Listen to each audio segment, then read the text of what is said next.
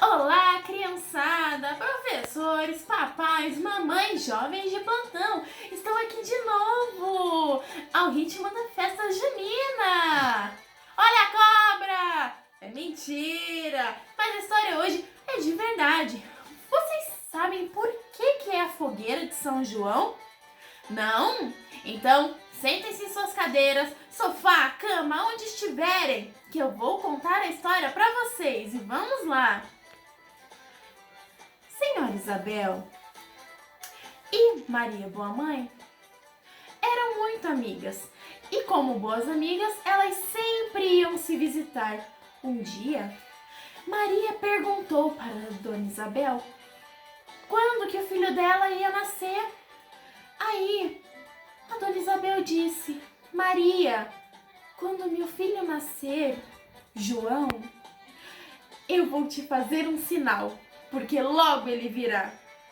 E Maria perguntou: mas como eu vou saber se o seu filho nasceu? Como? Que sinal é esse? Até que Isabel disse: eu vou até o topo da montanha mais alta e vou acender uma grande fogueira. E assim você saberá e todos saberão. Então, assim fez. Passou muito tempo e Isabel cumpriu a sua promessa.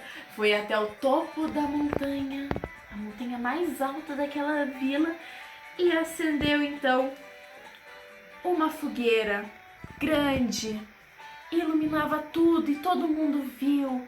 Aquilo era o sinal de que João havia nascido.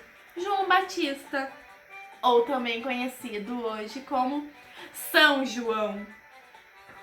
É por isso, pessoal, que toda festa junina acendemos uma grande fogueira, soltamos fogos de artifício, festejamos e tudo mais.